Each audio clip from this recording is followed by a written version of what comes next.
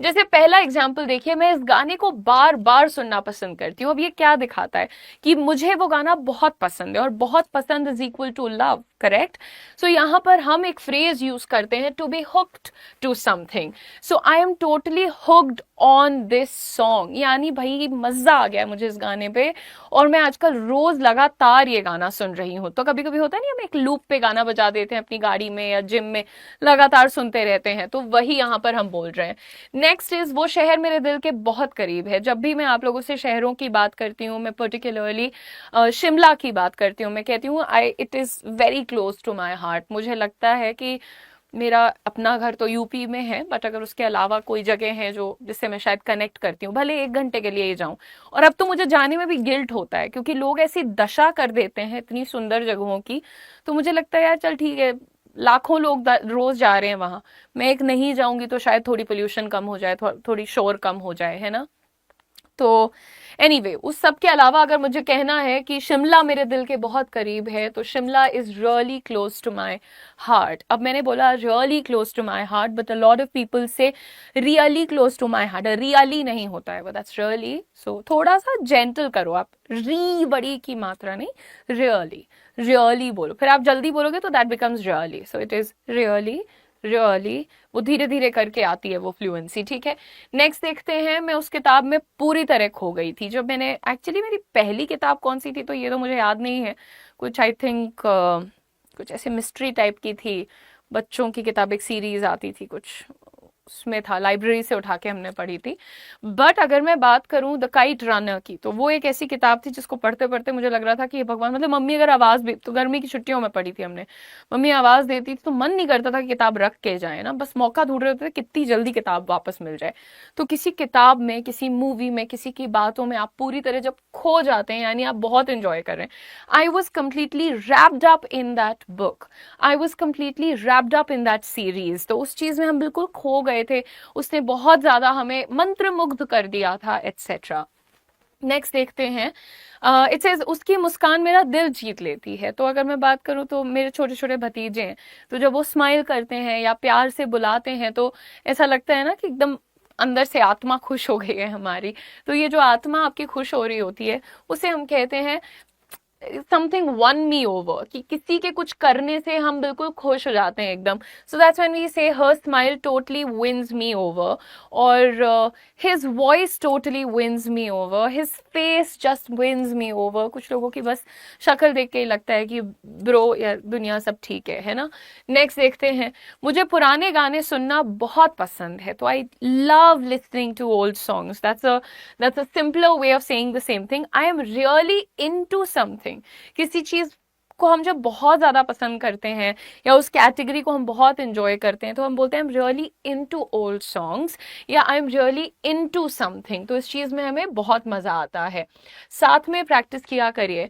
मेरे पालतू कुत्ते से मेरा गहरा लगाव है। जिन लोगों के घर में कोई भी पेट है, मतलब देखो, डॉग्स वाला जो सिस्टम है ना, वो अभी भी बहुत सारे लोग उसका बहुत विरोध करते हैं तो जानवर ही, तो ऑफ कोर्स वो भी काट पीट लेते हैं लोगों को। जिस तरीके का मौसम है, लोगों की हरकतें हैं, पत्थर मारेंगे खुद काटने आएगा तो कुत्ता बदनाम हो जाएगा, तो ऐसे। और कभी कभी पागल भी हो जाते हैं कुत्ते, तो बेवजह ही काट लेते हैं।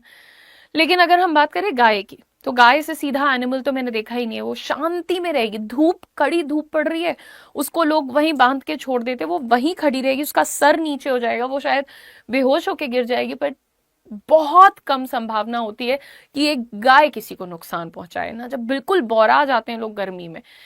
लेकिन इंसान की आप प्रवृत्ति देखिए कि उसको भी नुकसान पहुंचाना जानते हैं, उसको भी हार्म कर देते हैं, काट के कुछ नहीं तो खा लेते हैं, है ना। तो यहाँ पर मेरे पालतू कुत्ते से मेरा गहरा लगाव है। क्या कह रहे हैं हम? I am deeply attached to my pet dog. I am deeply attached to my family, let's say.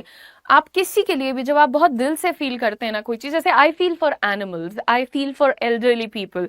जो बुजुर्ग लोग होते हैं वो कभी कभी देखो बड़े खतरनाक भी होते हैं। बुजुर्ग लोग, जरूरी नहीं है कि वो आपसे आके प्यार से ही बात करें, थोड़े से नाराज भी रहते हैं, क्योंकि देखिए उम्र जो चीज होती है ना, वो बहुत खतरनाक होती है। हम जब अपनी उम्र में ही हम सब कुछ से परेशान रहते हैं कि सर दर्द, कमर दर्द, घुटना दर्द, दिमाग दर्द चलता रहता है, आप उनका सोचो, वो जिस स्थिति में है उनसे ना खाया जा रहा है, ना चला जा रहा है, ना उठा जा रहा है, ना बैठा जा रहा है, कंट्रोल सारा जा रहा है हाथ से। दूसरे लोग अब घर के मुखिया बन के बैठ गए हैं, जो पहले कभी वो हुआ करते थे या करती थी। तो एल्डरलीज के लिए मुझे बहुत फील होता है। तो I am deeply attached to elderlies, I am deeply attached to children और बुक्स। बुक्स से मुझे बहुत लगाव है। आई एम नॉट सेइंग कि मतलब मेरा जैसा कुछ करो, या जिन लोगों को है लगाव वो ऐसे बोल सकते हैं। नेक्स्ट देखते हैं, मैं पहाड़ों के नज़ारों पर फिदा हूं। ऐसा बोलते नहीं है, ऐसे बहुत ही जो थोड़े से कवि टाइप के लोग होते हैं वो इस तरीके से बात करते हैं कि फलाना जगह पे हम फिदा हैं या वट एवर। तो वहां पर हम क्या अंग्रेजी में कैसे बोल सकते हैं, हम head over heels for the mountain views. जी हाँ, माउंटेन्स की बात अगर हम करें तो I am head over heels for the mountains itself, I mean themselves. तो पहाड़ कोई बोल देता है ना, चलोगे घूमने चलोगे, हाँ, तुरंत तुरंत चलो, बाकी कुछ भी हो रहा है एक तरफ, यहाँ जाने के लिए हम तैयार खड़े रहते हैं। वो फिल्म मेरे दिल को छू गई। आपने कोई किसी की बात सुनी, वो आपको बिल्कुल दिल तक लग गई, मतलब लग गई in the sense that it really impacted you. कोई मैसेज आप तक बहुत गहराई से पहुंचा है, किसी की बात पहुंची है, किसी कोई मूवी पहुंची है, किसी इंसान का कोई जेस्चर, कोई काम उन्होंने किया और वो आपको लगा कि oh my God what a beautiful effort और एक्ट। तो वहां पर हम अंग्रेजी में कहते हैं that movie really touched my heart. Okay, अच्छा, एक और तरीका होता है कि जब हम बड़े इमोशनल तरीके से इन्फ्लुएंस या इम्पैक्टेड महसूस करते हैं ना, तो हम कहते हैं moved. I was really moved by his act of kindness. कि उसने वो जो दया का काम किया था उससे ना मैं बहुत भावुक हो गई थी, भावनाएं मेरी जाग गई थी। सो moved by something. Now next देखते हैं, उसकी बातें हमेशा मुझे बहुत अच्छी लगती हैं।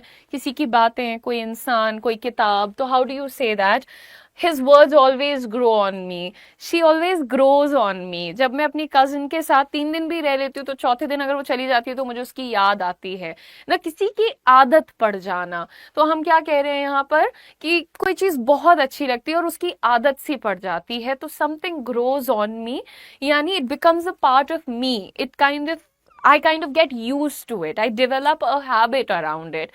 So, his words always grow on me. She just grows on me. Every time I have stayed with her, I get used to being around her. कुछ लोगों के आसपास रहने में बड़ा कंफर्ट महसूस होता है ना, आप बस रह लेते हो, कोई दिक्कत नहीं होती है आपको। नेक्स्ट देखते हैं दोस्तों, मैं उस जगह से एक खास जुड़ाव मैंने उस जगह से एक खास जुड़ाव महसूस किया या मैं करती हूँ जब मैं अपने गाँव जाती हूँ। तो काफी अंदर की तरफ है हमारा गांव, और ये जो शहरों की चीजें हैं ना, इससे बहुत अलग है। मतलब मैं इतना थैंकफुल महसूस करती हूँ कि मैं उस गांव से आती हूँ, क्योंकि अभी भी लोगों के दिल में कड़वापन नहीं है, कंपैरिजन नहीं है, किसी प्रकार का हेट्रेड नहीं है। मैं नहीं देखती कि वहां पर लोग बटे हुए हैं, या एक जैसे बहुत से गांव हैं, इधर के घर वाले इधर वालों से बात नहीं करते। हमारे यहाँ नहीं होता है, टच वुड, ठू ठू, भगवान ना करे कि कभी हो। गांव में क्या होता है कि जैसे कोई एक बिरादरी है, वो अपने 8-10 घर यहाँ बना लेते हैं, दूसरी बिरादरी बगल में बना लेती है, फिर इन दोनों में महायुद्ध हो जाता है। टचवुड हमारे यहाँ ऐसा नहीं है। पता नहीं जो बड़े बुजुर्ग अभी भी बचे हुए हैं उन्होंने कुछ अच्छे कर्म किए होंगे। तो जब आप ऐसी जगहों पे जाते हो ना, आपको बहुत जुड़ाव महसूस होता है कि yes, I belong to this place. इसीलिए मेरे मन में कभी नहीं आता कि मैं किसी को किसी की जाति, किसी के धर्म, किसी के जेंडर के आधार पर किसी से नफरत करूं या लड़ूं झगड़ूं एटसेट्रा, क्योंकि मेरी रूट्स वैसी नहीं है। तो मैं वहां से एक कनेक्शन, एक जुड़ाव महसूस करती हूँ। तो how will I say that, I felt a special bond with that place. I every time feel a very special bond with my village. है ना, आपकी जो अपब्रिंगिंग होती है, आपके जो रूट्स होते हैं, उनका आपके प्रेजेंट पे हमेशा इम्पैक्ट रहेगा। आप चाहे वहां जाना छोड़ दीजिए, आप चाहे वहां जाने के लिए नाक सिकोड़िए, बट कल्चर का, रूट्स का प्रभाव हमेशा होता है दोस्तों। नेक्स्ट देखते हैं, यार एक बार ना सब लोग पहले लाइक और शेयर कर दिया करो। मैं कमेंट्स पे बहुत ज़्यादा ध्यान देती नहीं हूँ, बिकॉज मुझे लगता है कि बाद में जो बच्चे रिकॉर्डिंग देखते हैं उनके लिए डिस्ट्रैक्टिंग होता है। बट आप लोग थोड़ा सा लाइक शेयर सब्सक्राइब कर लिया करिए। कल से नई सीरीज आपकी शुरू हो रही है, तो उसके लिए भी थोड़ा टाइमली आ जाइएगा। 15 मिनट का आपका मैं टाइम लेती हूँ, ऐसा भी नहीं कि बहुत टाइम ले लेती हूँ। तो एक बार लाइक शेयर और सब्सक्राइब वाला जरा सा काम कर लीजिए। उसके साथ वक्त बिताना मुझे बहुत पसंद है। तो लेट्स से अपने कजिन्स के साथ, अपने भाई बहनों के साथ, अपनी फैमिली के साथ, अपने दोस्तों के साथ वक्त बिताना हमें बहुत पसंद होता है। तो हम कैसे बोलते हैं, आई love hanging out with him, I love hanging out with my family, I love hanging out with my students. मैं जब भी अपने स्टूडेंट्स से कभी भी मुझे मौका मिला है मिलने का, उनके साथ 10 मिनट 1 घंटे बैठने का, उनकी बातें सुनने का, अपनी बातें साझा करने का, तो वो सारी, तुम लोग सोचते होगे कि एक सेमिनार से दूसरे सेमिनार में चली गई तो भूल गई, होता ही नहीं है। मैं किसी बहुत छोटे छोटे शहर में जाती हूँ जहाँ शायद 100 बच्चे आते हैं, कभी बहुत बड़े शहर में चले जाते हैं जहाँ 5,000 का हॉल भर जाता है। तो ऐसा नहीं है, जितने बच्चों से हम मिलते हैं ना, हो सकता है one on one face to face नहीं मिलते हैं, बट हाँ वो एक फीलिंग, वो एक वाइब अंदर रह जाती है। So I love hanging out with my students and I really pray to God कि मुझे और चांस मिले। ये ऑनलाइन का एक थोड़ा सा ये भी रहता है कि हम कभी, वही बच्चे जो बाद में हमें मैसेज करके कहते हैं ना कि आपसे 2 साल पहले पढ़े थे, सिलेक्शन हो गया, एटसेट्रा एटसेट्रा, वही बच्चे हम कभी मिल नहीं पाते उनसे, हम उनको नहीं बता पाते कि जो हमारे अंदर एक पर्पस है, या जो हम फील करते हैं कि यार जिंदगी थोड़ी वर्थ वाइल है, हम कुछ अच्छा कर रहे हैं, उसका पूरा श्रेय उनको जाता है। क्योंकि वो हमारे कहने पे 8 घंटे 10 घंटे मेहनत करते हैं, वो हमारे कहने पे बुरी चीजों से दूर रहते हैं, सही चीजों में दिमाग लगाते हैं, वो परेशान होते हैं तो हमारी बातें सुन लेते हैं। तो ये वो करते हैं, ये उनका बड़प्पन है, ये मेरा बड़प्पन नहीं है। तो इसलिए मुझे मेरे स्टूडेंट्स बहुत पसंद है ना। मैं अपने पुराने कॉलेज के लिए बहुत भावुक हूँ। अभी पता नहीं आप लोग ज्यादा लोग का तो हो गया होगा कॉलेज पूरा, बट कॉलेज डेज जो है ना बड़े गोल्डन होते हैं, दे बहुत ही beautiful part of your memories they eventually become. And specially if I talk about Delhi University North Campus, तो नॉर्थ कैंपस में जो लोग रह लेते हैं ना, उनकी एक अलग दुनिया हो जाती है। मैं मिरांडा हाउस से पढ़ी हुई हूँ, तो अब वहाँ पे अपने, अब एग्जैक्टली नंबर नहीं याद आ रहा है ऐसे, बट हाँ 8-9 कॉलेजेस का एक पूरा ग्रुप है, एक एरिया में फैला हुआ है। वहाँ की सुबह कब हो जाती है, रात कब हो जाती है, पता नहीं चलता है, चलता फिरता सा इलाका है, अलग वहाँ के लोग हैं, अलग वहाँ का वाइब है। तो जब मैंने छोड़ा था, मतलब पढ़ाई पूरी हुई, तो वहाँ का वो माहौल मैं भूल नहीं पाई कभी। एंड हमारे कॉलेज को रेड ब्रिक नेस्ट कहा जाता है, गर्ल्स कॉलेज है वो। तो वहाँ पे बड़ा वैसा माहौल रहता है ना कि बच्चियां आ रही हैं, सारी प्रोटेक्टिव रहते हैं, थोड़ा सा, बहुत सारी गलतियां भी करते हैं बच्चे एक सर्टेन एज में, उसको लेके भी थोड़ा डिसिप्लिन वाला ज्यादा रहता है। लेकिन वो आप बहुत मिस करते हो निकलने के बाद, एक वो पूरा सेफ जोन आपका ना, वो that's very something that I still get very emotional about when I think of it. तो अगर मुझसे कभी भी कोई कॉलेज के बारे में बात करता है तो I actually get very sentimental. आप देख सकते हैं, I really get sentimental about my old college. मैं अपने college, particularly the graduation thing, उसके बारे में बहुत ज़्यादा इमोशनल सेंटिमेंटल हो जाती हूँ। नेक्स्ट देखते हैं, वो मेरी जिंदगी की सबसे कीमती चीज़ है, मेरी फैमिली, राइट। सबसे कीमती चीज़ जो है वो हैंड्स डाउन, मतलब इसमें तो कोई डाउट ही नहीं है, वो मेरी फैमिली है, दैट्स ऑल। सो आप किसी को भी जब ये बताना चाहते हैं कि वो आपके लिए जिंदगी में सबसे ज्यादा महत्वपूर्ण है, तो आप इस सेंटेंस को यूज कर सकते हैं, she is the apple of my eye. ये तो एक पर्टिकुलर पर्सन की, जैसे यार एक माँ अपनी बच्ची के लिए हमेशा कहती है कि she is the apple of my I, right, वैसे ही मैं अपनी फैमिली के लिए कह रही हूँ, my family is the apple of my eye. Each family member is the apple of my eye. मेरे परिवार का हर सदस्य मेरे लिए बहुत जरूरी है ना। तो आगे देखते हैं, मैं उस शहर की वाइब्स का दीवाना हूँ। मैं कोई और एग्जांपल दूँ उसके पहले ही पता नहीं क्यों मेरे दिमाग में वाराणसी आ गया। रिसेंटली मेरी मॉम ने वाराणसी विजिट किया, और मुझे जब उन्होंने अपनी वहाँ की याद शेयर करी, अपना एक्सपीरियंस शेयर करा, तो मुझे लग रहा था जैसे वापस मम्मी वो अपने कॉलेज डेज वाली हो गई थी। वो शायद मम्मी की पहली सोलो ट्रिप थी, ऑफिस की तरफ से गई थी, ट्रिप नहीं थी, वो काम के लिए गई थी, बट ये है कि जब फ्री हुई तो थोड़ा सा टेम्पल घाट ये सब देख लिया उन्होंने। एंड जैसे वो एक्सप्लेन कर रही थी ना कि लोग कैसे हैं, कैसे कोई पूजा पाठ में लगा है, कोई भजन कर रहा है, कोई भाग दौड़ कर रहा है, कोई खाने को टेस्ट कर रहा है। ऑफ कोर्स वहाँ पे अलग अलग घाट हैं, और कुछ घाट्स पे बहुत सुंदर अगर सीन है, तो कुछ घाट पे बहुत डरावना, आपको पूरी जिंदगी याद दिला देने वाले सीन्स होते हैं। तो वो सब कुछ वो डिस्क्राइब कर रही थी। एंड देन आई रियलाइज कि एक्चुअली वाराणसी की वाइब मैच करना बड़ा टफ है, क्योंकि ये क्लब पब खोल देने वाला कल्चर, और मैं इसको क्रिटिसाइज नहीं करती हूँ, ये भी जरूरी होता है, ठीक है, वो बड़ा कॉमन हो गया एक्चुअली। अब वो लखनऊ में भी है, वो दिल्ली में भी है, वो गोवा में भी है, वो मुंबई में भी है, वो गुड़गांव में भी है, it is everywhere. But Varanasi जैसा बहुत चुनिंदा कुछ शहरों में होगा। अब इससे मुझे याद आया कि रथ यात्रा आने वाली है गाइस, तो रथ यात्रा का माहौल आप सोचिए, है ना, वहां की वाइब का के लोग दीवाने होते हैं उस पर्टिकुलर टाइम में। तो I am crazy about the vibe of that city. So जब भी कोई जगह का माहौल आपको बहुत पसंद आए तो आप ये वाक्य यूज कर सकते हैं। नाउ जब मैं समुद्र किनारे जाता हूं तो मेरा दिल खिल उठता है, ऐसा कोई बोलता नहीं है, हम कहते हैं मेरा दिल एकदम खुशी से भर जाता है, मुझे बहुत ज्यादा खुशी फील होती है, राइट। मेरे होश उड़ गए जब मैंने दरवाजा खुला देखा। होश उड़ गए को इंग्लिश में कैसे कहते हैं? I freaked out. I freaked out when I saw the door wide open. पूरा खुला पड़ा था दरवाजा यार, मैं तो लॉक करके गई थी। पूरा खुला पड़ा है तो वाइड ओपन, नॉर्मली खुला है तो ओपन। तो कैसे कह रहे हैं? I freaked out when I saw the door wide opened. Moving on, जैसे ही मैंने परछाई देखी मैं डर के मारे जम गई। इमेजिन करो कि रात को 12 बजे तुम अपने रूम से निकल के वॉशरूम अगर कहीं अलग है वहां जा रहे हो और तुम्हें अचानक से अपने पीछे परछाई दिखे, ओह गॉड, खुद यही डर लग गया मुझे तो। एनीवे क्या होता है भाई, हम लोग जड़ हो जाते हैं, जम जाते हैं। तो इन इंग्लिश भी से as soon as I saw the shadow I froze with fear. जैसे मैंने परछाई को देखा, as soon as I saw the shadow I froze with fear. Moving on everyone, भूत की बात सुनकर मेरे शरीर में सिहरन दौड़ गई। होता नहीं, गूज़बम्स आ जाते हैं ना, बिल्कुल से लगता है ओ माय गॉड क्या सुन लिया। ऐसे अचानक से सोचो कोई डरावनी बात तो पूरे से गिनगिनाहट सी होती है। सो उसको इंग्लिश में कहते हैं, it's a nice phrase by the way everyone, the ghost story sent shivers down my spine.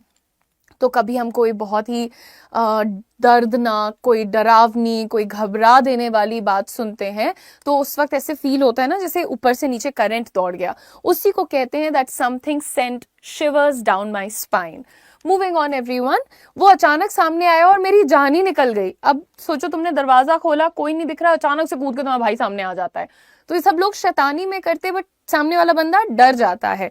तो यहां पर हम कहते हैं अचानक से सामने आने को कहते हैं ही पॉप्ड अप सडनली। ऐसे उछल कर सामने आया कोई। So he popped up suddenly and I nearly jumped out of my skin.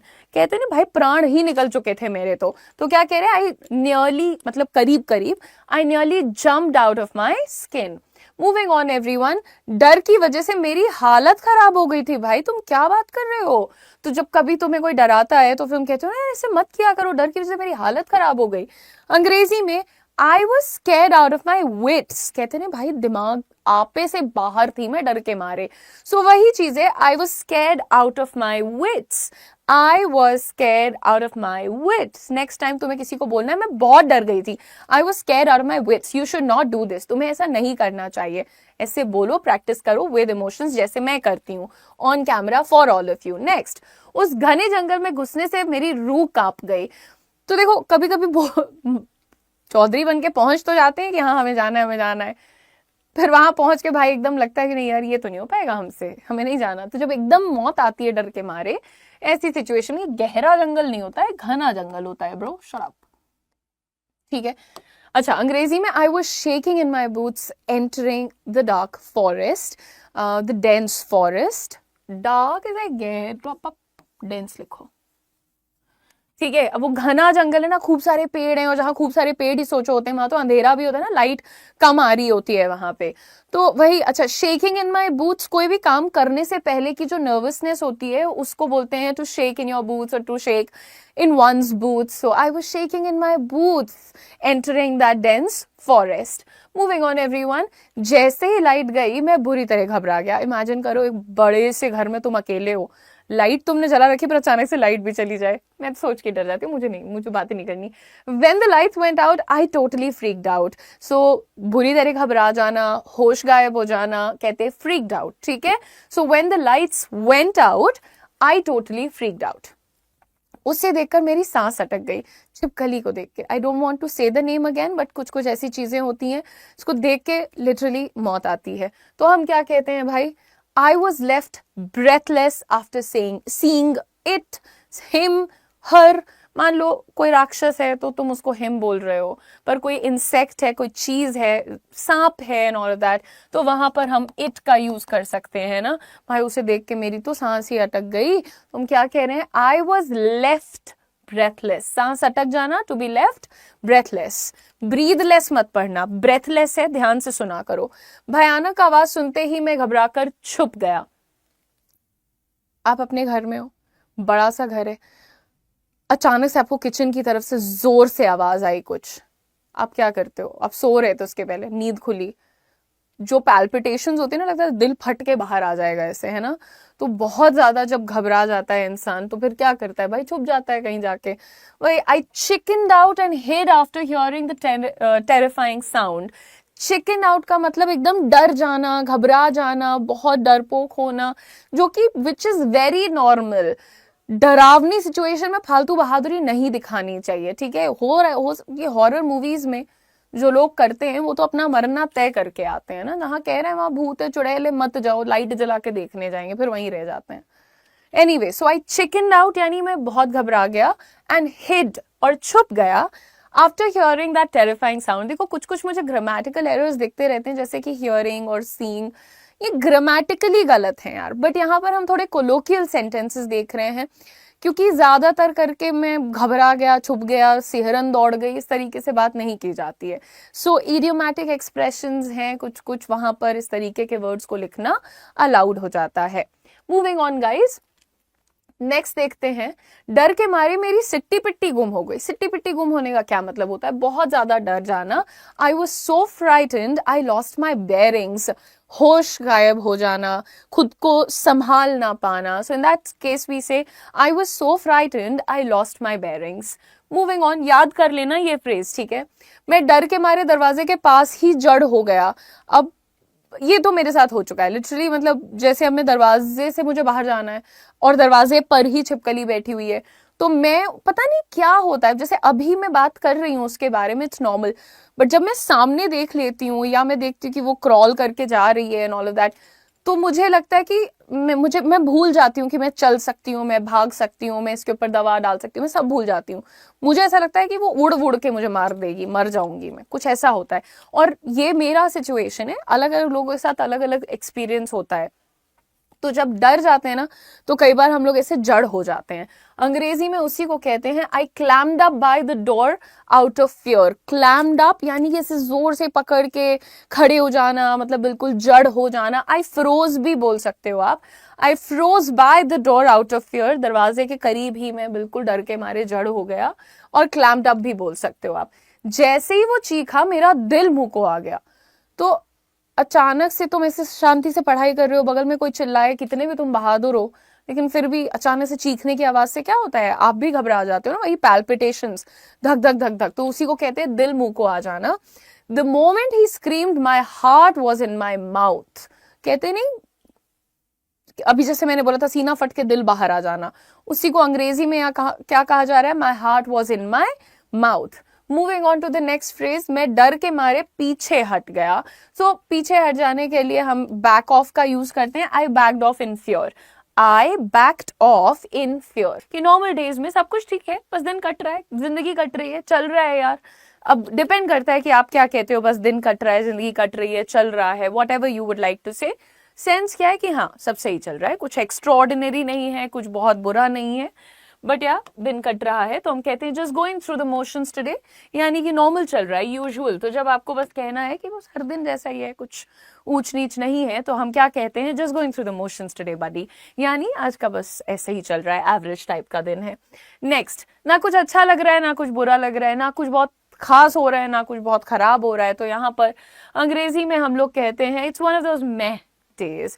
अब मैह टाइप के जो डेज होते हैं ना, जिसमें कुछ समझ नहीं, आप पढ़े हैं, टीवी भी देख लिया, जंक फूड भी खा लिया, फोन भी चला लिया, गॉसिप भी कर लिया, सो भी लिए, फिर भी यार दिन में भी 10 घंटे बचे हुए हैं, तब लगता है यार कैसा सा दिन है ये, है थोड़ा मैह टाइप का दिन है। सो यहाँ पर उसी को हम कहते हैं it's one of those meh kind of days. मैं में जो बकरी वाला मैं नहीं, बट मैं कहते नहीं कि एवरेज है, तो वहां पर हम बोलते हैं it's kind of meh kind of day, है ना। चलिए, जिंदगी ना अच्छी है ना बुरी, बस है। भाई ना खराब चल रहा है दिन, ना अच्छा चल रहा है, तो ओवरऑल हम न्यूट्रल को ही तो एक्सप्रेस कर रहे हैं ना, तो इसीलिए वो बार बार थोड़ा रिपीटेड सेंटेंसेस आपको दिखेंगे. But you can also say life's not neither here nor there today. I am neither here nor there today. आज मतलब ना तो कुछ खराब कर रही हूँ मैं, ना तो कुछ सही कर रही हूँ मैं. यानी कभी कभी हम ऐसा कर जाते हैं ना, घर पे रहने का मन है ना ऑफिस में रहने का मन है, क्या करूँ. I am neither here nor there today, I don't know what do I want to do. है ना, एक थोड़ा सा ऐसा स्टेज जिसमें कुछ बुरा भी नहीं लग रहा है, कुछ बहुत अच्छा भी नहीं लग रहा है, लेकिन तो वो वाला जो स्टेट होता है उसमें आप सब्जेक्ट बदल कर कभी ऐसा भी, अगर आप डे की बात कर रहे हैं, लाइफ की बात कर रहे हैं, तो आप कहते हैं the day is neither here nor there today.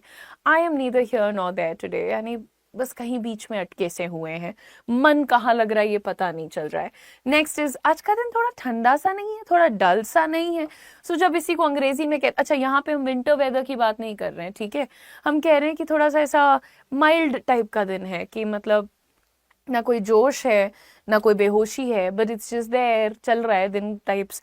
The day feels a little Luke warm. So the day feels a little Luke warm, मतलब कि ठीक है, बीच में है. नेक्स्ट, बस समय कट रहा है, कुछ खास तो नहीं है. आगे किसी में और दिशा क्या चल रहा है, कट रहा है समय, कुछ खास तो नहीं है, बताओ. ऐसा तो अंग्रेजी में कैसे बोलते हैं, just passing the time, nothing much going on, you come, let's talk, let's chill, let's go grab a cup of coffee, right. तो कैसे बोलते हैं हम, चल रहा है जीवन यार, passing the time, nothing much going on, यानी कुछ बहुत खास नहीं हो रहा है. नेक्स्ट देखते हैं यहाँ पर, सब नॉर्मल है यार. और दिशा कैसी हो, कैसा चल रहा है, तो क्या बोलेंगे, सब नॉर्मल है बहन. तो कैसे बोलेंगे, everything is normal bro, sister, buddy, friend, whatever you would like to call them. Now बस एक रूटीन सा चल रहा है यार आजकल तो. और how is life now a days, आपको कोई मिला आप उससे पूछते हो how is life now a days, वो क्या बोल रहा है, बस रूटीन सा चल रहा है, वही घर ऑफिस जिम, घर ऑफिस जिम, ऐसा चल रहा है. तो यहाँ पर हम कहते हैं just the routine rolling, just the routine rolling, यानी कि वही चल रहा है जो हर दिन चलता आया है, एक दिनचर्या को हम फॉलो करते हैं. Just the routine rolling man, what's up with you, यानी आपका क्या चल रहा है. तो कुछ बहुत हैप्पीनेस नहीं शेयर करनी है, सैडनेस नहीं करनी है, एंगर नहीं करना है, तो बोल सकते हो ना यार ऐसा कुछ. तो न्यूट्रल रहना भी सीखो, न्यूट्रल डेज में क्या वाक्य यूज करना है वो भी आप सीख लो. नेक्स्ट, ऐसा लग रहा है जैसे कोई ऑटोमेटिक मोड में जा रही हूं मैं. तो हाँ, जब आप रोज रोज वही एक काम कर रहे हो, आपको पता है कि 7 बजे उठना है, नाश्ता करना है, नहाना धोना है, ऑफिस पहुंचना है, काम करना है, वापस जाना है, जिम जाना है, सो जाना है, सुबह पहुंचना है, ये करना है, वो करना है, आप ऑटोमेटेड हो जाते हो बिल्कुल से, कि इतने टाइम पे आंख खुली जाएगी, इतने टाइम पे आप लेट भी करते रहोगे तो आप बैठ जाओगे गाड़ी में, ऑफिस भी पहुंच जाओगे, आके क्लास शुरू कर दोगे, वही normal. Touchwood, normal is very important. तो यहाँ पर अंग्रेजी में जब आप कहते नहीं कि यार रोबोट जैसा हो गया है थोड़ा लाइफ में आजकल, आई नीड अ ब्रेक, तो कैसे बोलते हैं, feels like I M on auto pilot today. Auto pilot क्या होता है ब्रो, जब बिना ड्राइवर के, बिना पायलट के फ्लाइट उड़ रही है या गाड़ी चल रही है तो ऑटो पायलट हो जाता है. करेक्ट, कि कई सारी गाड़ियों में भी आ चुका है अब तो. नेक्स्ट देखते हैं, दिल और दिमाग दोनों शांत है आज, यानी कि कुछ शांति सी है अंदर है. या कभी कभी ऐसा हम कहते हैं कि नहीं आज उछल कूद का मन नहीं है, आज कुछ बहुत करने का ही दिल सा नहीं है, तो वहां पर भी हम इसको यूज कर सकते हैं. Heart and mind are both quiet today and that's how I would like it to be. Heart and mind both are quiet today and that's how I would like it to be, और मैं चाहूंगी कि ऐसा ही रहे भी. ठीक है, next देखते हैं फटाक से. दिन तो चल रहा है लेकिन किसी खास वजह के बिना. हाँ मतलब सुबह से मैं ऑफिस में हूँ बट कोई पर्पस सा फील नहीं हो रहा है. कभी कभी ऐसे दिन होते हैं, अब हम इतने एक्साइटमेंट में सारा काम पहले ही करके रख लेते हैं, फिर एक दिन आएगा लगेगा यार आज कुछ क्लास नहीं है क्या, ऐसे रोज 5-5 6-6 क्लास लगी है, एक दिन आएगा कोई क्लास ही नहीं है, तो फिर स्ट्रेस हो जाता है ना. तो वहां पर हम लोग कहते हैं the day is going by without much reason today. दिन बीत सा रहा है और जैसे कुछ हो नहीं रहा है, राइट. तो हम क्या बोलेंगे वहां पर, the day is going by, to go by, pass करना, बीत जाना, like that. The day is going by without much reason today, यानी कोई खास कारण, पर्पस, पैशन नहीं नजर आ रहा है, यानी डल दिन की बात हो रही है. ना कुछ नया हो रहा है ना कुछ बुरा, बस सब चलता जा रहा है. Again talking about life, a day, a week, etcetera. तो आप कैसे बोलेंगे, nothing new, nothing bad, just cruising through. Cruising through again cruise वाला भी सिस्टम है गाड़ियों में भाई, अब मुझे इतना पता नहीं है टेक्निकल, बट सेइंग के सब ऑटोमेटिकली सही सही चलता जा रहा है, automated sort of system set हो गया है, वो चल रहा है, मतलब ना कुछ खराब है ना कुछ बुरा है, बस दिन बीत रहा है, so just cruising through the day.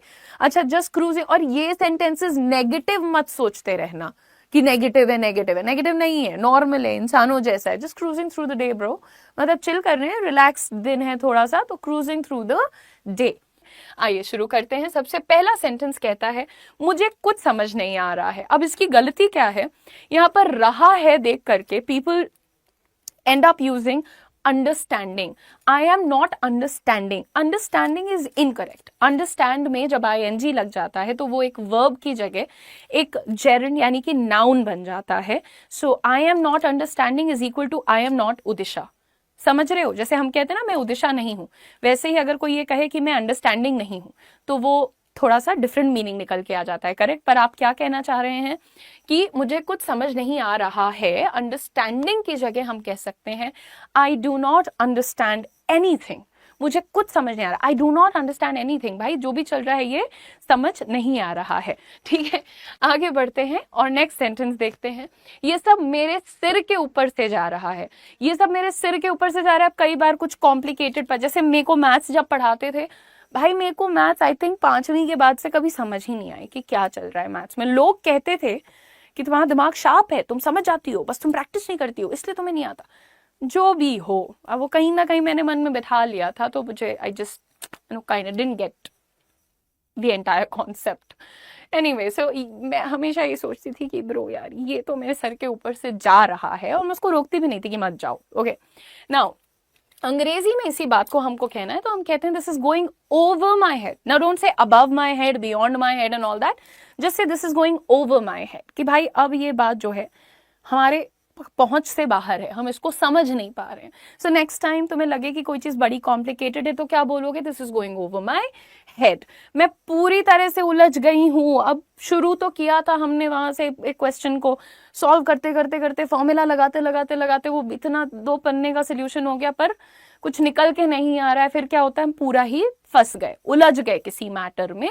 तो हम, how do I say that in English, we say I am completely lost, कि उलझ गए हैं। अब ना बाहर का रास्ता दिख रहा है ना अंदर का रास्ता दिख रहा है। So how do we say, I am completely lost, that's all. See इतने सिंपल हैं बट नए भी हैं।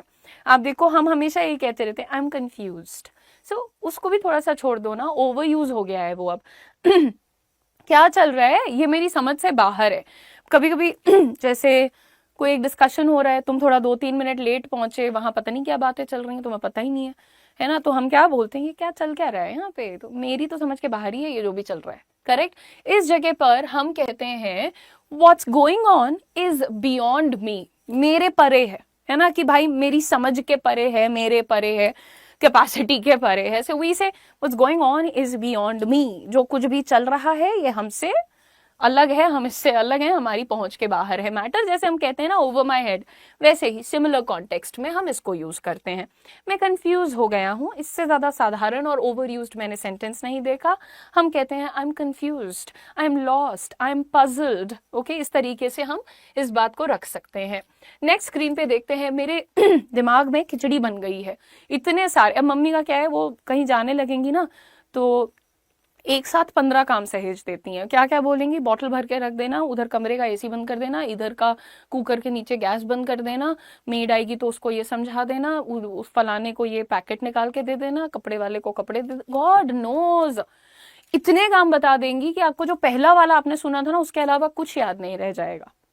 ठीक, तो क्या होता है भाई इस केस में, दिमाग में पूरी खिचड़ी बन गई। अब आप मेड को बोलोगे कि कुकर बंद कर देना, गैस जलती रह गई, एसी की जगह आप कपड़े वाले के मुंह पे दरवाजा बंद कर दोगे, I don't know, it becomes a whole khichdi, correct. तो जब खिचड़ी बनती है बेटा कैसे कहते हैं हम लोग, my mind is a mess. ठीक है, तो सब लोग कमेंट भी करते रहो यहाँ पर जो कुछ भी सीख रहे हो। देखो खिचड़ी ना वो खिचड़ी, झंझट, बवाल, ये सब तुम्हें बेसिकली गड़बड़ झाला की एक डेफिनेशन देते हैं, करेक्ट। और इन सब की जगह पर तुम एक वर्ड यूज कर लिया करो, मेस। भाई क्या गड़बड़ चड़बड़ है ये, what mess is this, what khichdi is this, what mess is this, क्या रायता है ये, व्हाट मेस इज दिस। तो हमारे यहाँ खिचड़ी, रायता, ये सब खाने पीने की चीजें यहाँ पर लगा दी गई। मैं चाहती हूँ कि मैं नेक्स्ट टाइम बोलूँ कि क्या छोले भटूरे हैं ये? कैन वी से दिस? नहीं, रायता और खिचड़ी को फालतू बदनाम किया हुआ है। एनीवे ये सब बहुत गड़बड़ लग रहा है, गड़बड़ लग रहा है। See again, gadbad is also related to this kind of a situation which is a mess. तो आप बोलते हो, excuse me, this all seems messed up, लग रहा है इन इंग्लिश इज सीम्स, है ना। This all seems messed up, सब गड़बड़ लग रहा है, पूरा ठीक करो इसको दोबारा से। तो जब भी कोई काम हो रहा है आपको लगता है कि यार ये तो सारा ही ऊपर नीचे इधर उधर कर दिया है, गड़बड़ कर दिया है, तो कहते हैं this all is messed up. मैं दो राहे पर खड़ा हूं। अब तुम्हारा रिजल्ट बढ़िया आया क्लास 12th में, अब तुमको ये पता है कि या तो मैं दिल्ली यूनिवर्सिटी जा सकता हूँ, या तो मैं लेट्स से अभी लखनऊ यूनिवर्सिटी से ग्रेजुएशन कर लेता हूँ, ग्रेजुएशन के बाद सीधे कहीं यूएस में कोई बड़ी यूनिवर्सिटी देख के चला जाऊंगा, राइट। दो ऑप्शन है। अब तुम क्या करोगे कि ग्रेजुएशन में कोई तगड़ा कॉलेज पकड़ो, एसआरसीसी, मिरांडा, कुछ ऐसा पकड़ लो, है ना, या फिर अभी तुम लखनऊ यूनिवर्सिटी से कर लो, मम्मी पापा के साथ मिलके थोड़े पैसे बचा लो और मास्टर्स के लिए तुम यूएस चले जाना या किधर और चले जाना, व्हाटएवर। तो अब दो राहे पे हो तुम, करेक्ट, यानी तुम डिसाइड नहीं कर पा रहे हो।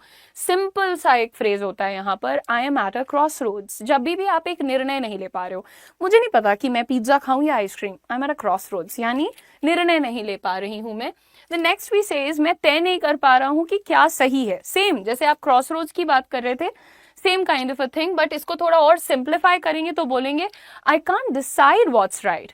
मैं तय नहीं कर पा रहा हूं क्या सही है, आई कांट डिसाइड व्हाट्स राइट। या फिर मैं तय नहीं कर पा रहा हूं कि क्या करना चाहिए, so I can't decide what to do, I can't decide what to do. The next one is, अब तो मैं और भी उलझ गया हूं, अब तो मैं और भी, अब जैसे पहले तुम खुद इधर उधर की गलतियां कर रहे थे, फिर तुमने अपने छोटे भाई बहन से मदद मांगी, भाई उसने और भी वहां पे गड़बड़ कर दी, तो अब और ज्यादा जब उलझ गए हो तो कैसे बोलोगे, now I am even more confused, now I am even more lost, now I am even more puzzled, etcetera. आगे देखते हैं, और हमारा लास्ट स्लाइड पर जो सेंटेंसेस हैं, इस बात का कोई सर पैर नहीं है ना। कभी जैसे तुम अपने भाई बहन को डांटते हो कि इतनी देर से क्यों आए हो, दीदी वो फलाने का फोन खो गया था, ढिमाके का छाता खो गया था, और पूरी कहानी सुना देंगे। बट उन सारी बातों का उनके लेट आने से कोई लेना देना नहीं है, मतलब लॉजिक नहीं है किसी बात का। तो अब आप कहते हो ना कोई सर पैर नहीं है ये सब जो बोल रहे हो यहाँ पे, तो अंग्रेजी में सिर्फ कहते हैं this doesn't make any sense, this doesn't make any sense, कोई अर्थ नहीं निकल रहा है, बिल्कुल ही निरर्थक बातें कर रहे हैं आप। नेक्स्ट, सब गड्ड मड्ड हो गया है इज ऑल्सो इक्विवेलेंट टू गड़बड़ हो गया है, ज्यादा नाटक करने की जरूरत नहीं है, सीधे बोलिए everything is jumbled up. Parajumble याद करो, क्या होता है, सीक्वेंस बिगाड़ देते हैं, ABCDE की जगह वो ACEBD हो जाता है, कुछ ऊपर नीचे हो गया, गड़बड़ शड़बड़ हो गया। तो वही है, यहाँ पर भी बोलेंगे everything is jumbled up, everything is messed up, everything is unorganised, scattered, etcetera, बिखरा हुआ। नाउ मुझे कुछ समझ में नहीं आ रहा है कि अगला कदम क्या होना चाहिए।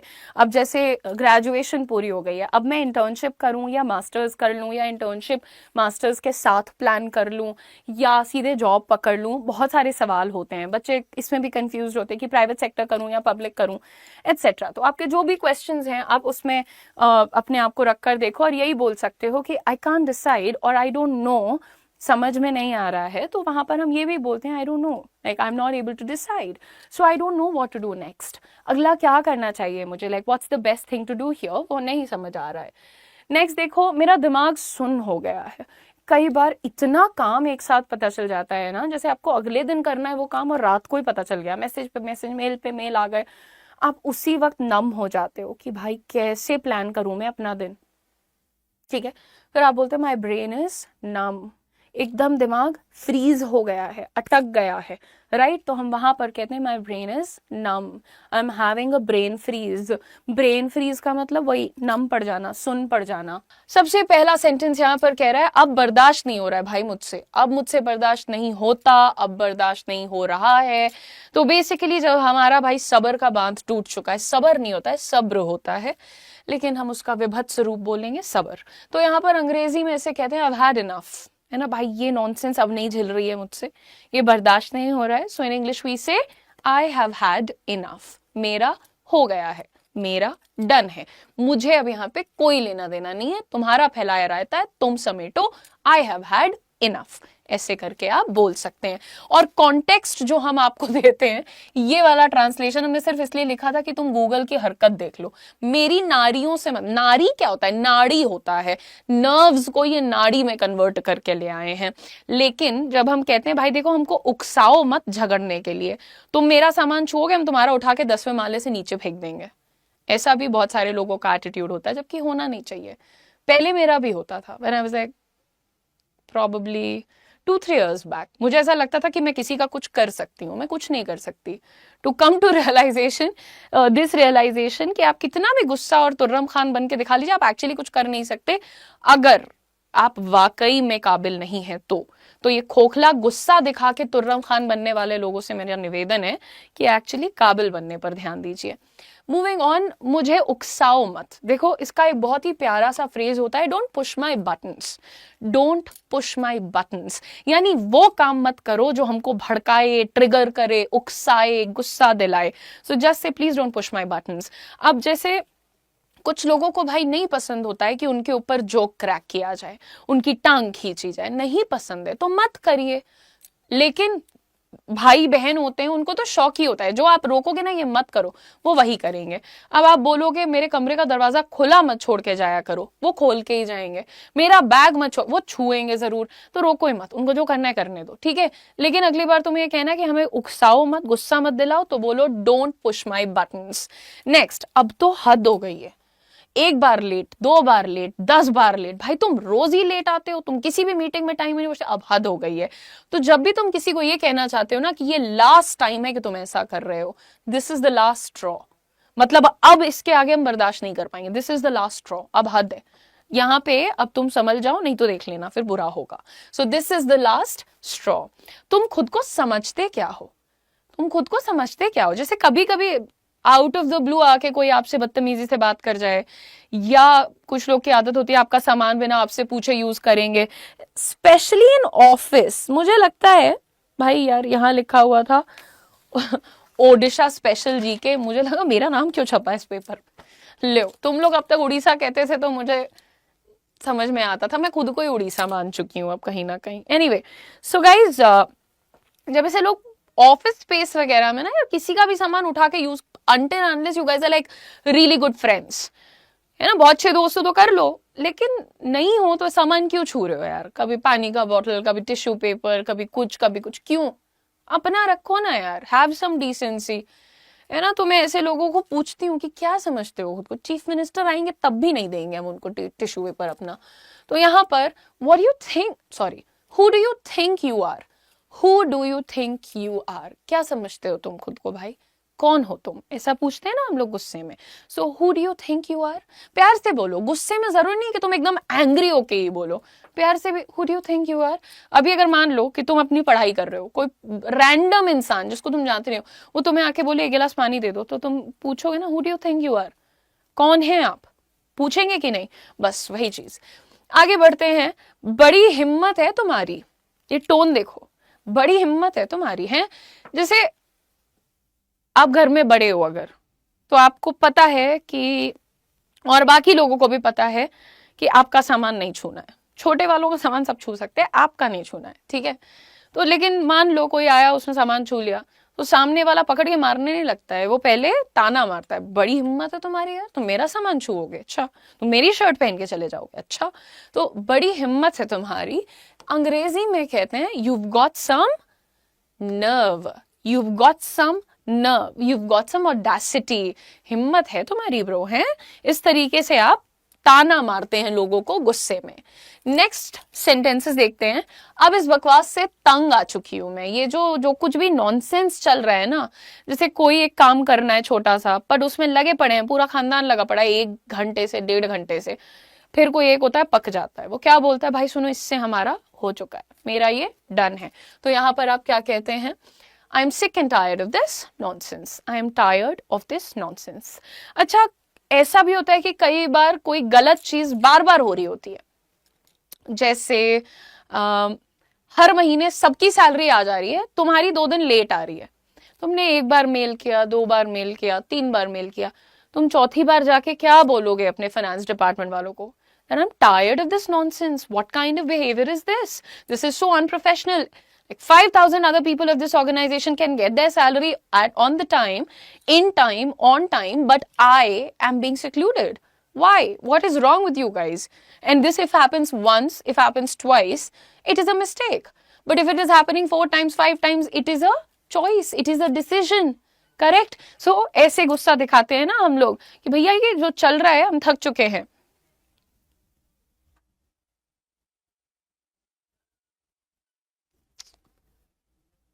Moving on. जैसे मुझे नहीं पता, डॉक्टर चांदनी ने यहाँ पर एक कमेंट किया है, madam ji I am working in the post of Ram Mandir में डॉक्टर. तो डॉक्टर्स से मैं मिली हूँ, मैं बहुत सारे, luckily I have a lot of good doctors in my life, you know, because मेरे 2 बहुत अच्छे लोग, एक और बहुत करीबी, सब डॉक्टर्स हैं. उनके बातचीत करने में ही तो उनकी पूरी समझदारी दिखाई दे जाती है, द वे डॉक्टर्स टॉक. और जैसे आपने लिखा है, मुझे समझ नहीं आ रहा कि ये क्या पोजीशन हुई आपकी. ठीक है, तो थोड़ा सा इस पे भी काम कीजिएगा.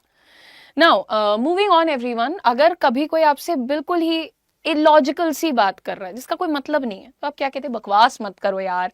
बकवास को ही अंग्रेजी में हम कहते हैं rubbish, garbage, nonsense, absolutely like that. So stop talking nonsense, stop talking rubbish, ऐसे बोलते हैं गुस्से में. तो टोन और एक्सप्रेशन का ध्यान दीजिए. मुझसे पंगा मत लो, ये मुझे पता नहीं क्यों मुझे लगता, अगर कोई मुझे ऐसा बोलेगा ना कि मुझसे पंगा मत लो, मुझे हंसी आ जाएगी. मैं जेन्युइनली बता रही हूँ. लेकिन अगर कोई मुझसे कहेगा भिड़ो मत, क्योंकि हम यूपी से हैं, तो वहां पे घुसो मत, भिड़ो मत, इस तरीके की भाषा होती है. हमसे मत घुसो, हमसे मत सटो, हमसे मत भिड़ो, है ना, ये होता है यूपी का. अब हो सकता है फॉर सम अदर रीजन पंगा is a very scary word, पर मुझे डर नहीं लगता पंगे से. इस वर्ड से मुझे डर नहीं लगता. गुस्से का पूरा भाव क्या है कि आपको डर लगे, सामने वाला हंसने लगे, तो ये डायलॉग ही मत बोलो. करेक्ट.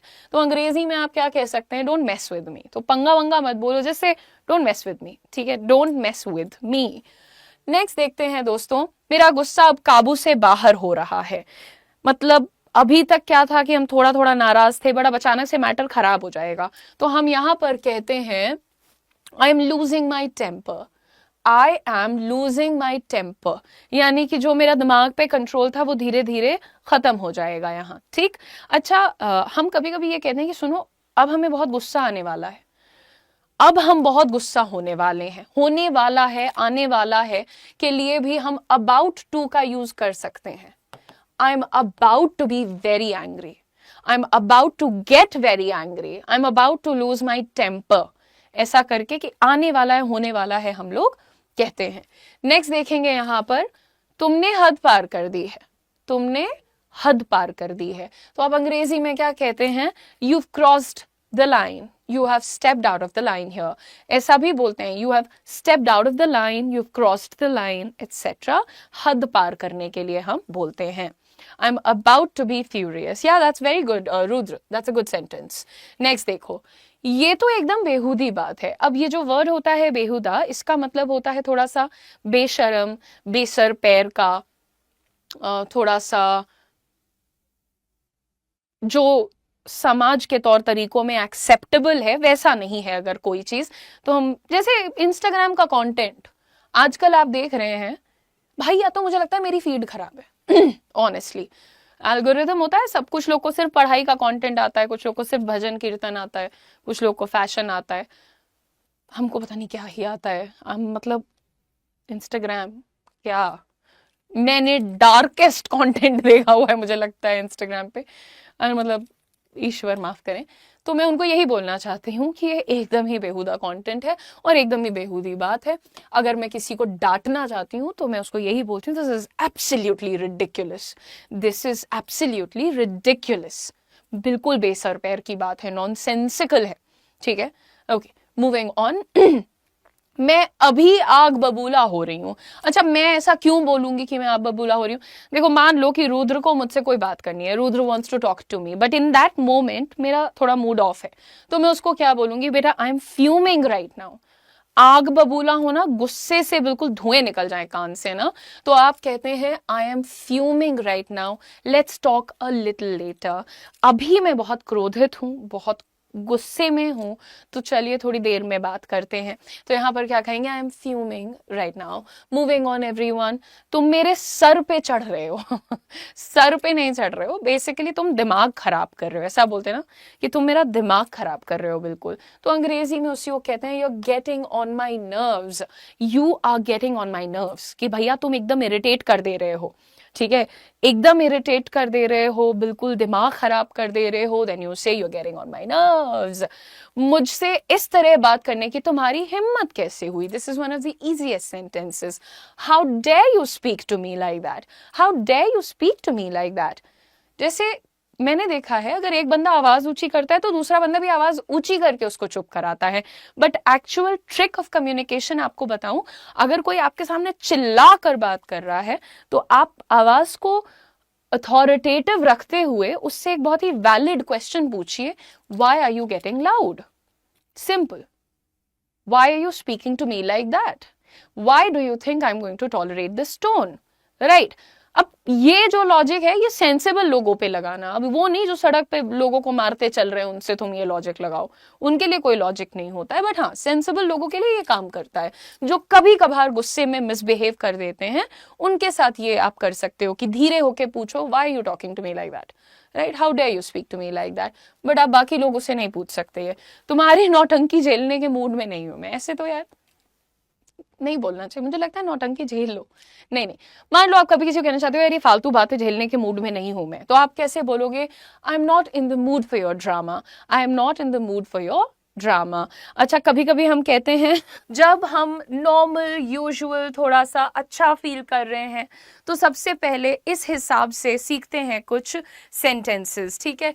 यहाँ पर अगर किसी इंसान को ये कहना है कि यार आज थोड़ा अच्छा सा फील हो रहा है, अंदर से अपने आप खुशी महसूस हो रही है, तो इस टाइम पर हम अंग्रेजी में इसी बात को कैसे कह सकते हैं? हम कहते हैं I am feeling a bit cheerful today. यानी कभी कभी आप सोकर उठते हैं और आपको दिन को देख करके ही, निकले हुए सूरज को, रोशनी को, किसी इंसान को देख करके ही लगता है कि अरे वाह कितना सही दिन है यार, जिंदगी कितनी अच्छी है मेरी, टचवुड। तो आप वहां पर यूज कर सकते हैं इस सेंटेंस को, आई am feeling a bit cheerful today. और आपको पता है जब मैं ये सेंटेंस कहती हूँ, इसको कहने पे ही अंदर से कुछ एक खुशी महसूस होती है। तो आप कोशिश करिए कि मेरे साथ आप इस सेंटेंस को रिपीट करें, इन सेंटेंसेस को रिपीट करें, try to feel the emotion, okay, so that when you are speaking you don't sound like a robot, है ना। I am feeling a bit cheerful today, ऐसे अगर मैं बोलूंगी तो किसी को नहीं लगेगा कि मैं एक्चुअली खुश हूं, है ना। तो ये चीज आपको थोड़ा सा ध्यान में रखनी होगी कि आप कोई भी इमोशन जब एक्सप्रेस करिए तो उसको एक्चुअली फील करके एक्सप्रेस करिए। नेक्स्ट देखते हैं, उसने मेरा दिन थोड़ा बेहतर बना दिया। जैसे आपने देखा कोई अच्छी खबर, उठते ही आपको एक अच्छी खबर मिली, अच्छी खबर जैसे दिन शुरू करते वक्त ही आपको पता चल गया कि अगले 2 दिन छुट्टी है। दिन शुरू करते वक्त ही आपको पता चल गया कि हाँ आज शाम तक आपका भाई या बहन जो दूर रहता है वो घर आ जाएगा। या दिन शुरू होते ही आपको पता चल गया कि आज रात के खाने में मम्मी आलू के पराठे बनाने वाली हैं। तो कैसा फील करते हैं आप? आपका दिन बेटर हो जाता है, you already start looking forward to what's at the end of the day, right. तो आप जब भी किसी चीज़ को लेकर के थोड़ा होपफुल होते हैं, आपको बेहतर फील होता है, तो वहाँ पर आप कहते हैं that made my day a little better और brighter, this made my day a little brighter. इसने मेरे दिन को थोड़ा और बेहतर बना दिया, इस खबर ने, इस इंसान ने, एटसेट्रा। तो जो भी चीज़ है उस हिसाब से प्रोनाउन लगाइएगा अपना। नेक्स्ट देखते हैं, अब मूड थोड़ा ठीक लग रहा है। जैसे मान लो कि कल आपका मूड ऑफ था बट आज थोड़ा बेटर लग रहा है क्योंकि आपने थोड़ा रेस्ट किया, थोड़ा अच्छा खाया पिया, अपनी फैमिली के साथ टाइम बिताया, तो जनरली हम बेहतर फील करते हैं ऐसे। तो वहां पर हम बोलते हैं I am in a slightly better mood now, यानी कल जैसे हाल थे उससे बेहतर हो चुके हैं हम आज। नेक्स्ट देखते हैं, उससे मन थोड़ा हल्का हो गया, उसका मन थोड़ा हल्का हो गया, या उससे, व्हाट इज इट? ओके, उससे अगेन कोई किसी, लेट्स से आपने अपने बेस्ट फ्रेंड से बहुत दिनों के बाद बात की है, करीब आधे घंटे। तो जब आप बेस्ट फ्रेंड से या फैमिली से बैठकर बात कर लेते हैं तो आपका जो 1 हफ्ते 1 महीने का पूरा पेंट अप एंगर होता है ना, पूरा भरा हुआ है अंदर फ्रस्ट्रेशन, गुस्सा या दुख, वो सब हट जाता है। फिर आप क्या कहते हैं कि यार इससे ना मेरा मन थोड़ा हल्का हो गया, तुझसे बात करके मन हल्का हो गया मेरा। तो आप अंग्रेजी में कैसे कहेंगे? That lifted my spirits a bit. Or call lifted my spirits a bit, यानी हमारी जो कॉल हो गई है इसकी वजह से मेरा मन थोड़ा हल्का हो गया है।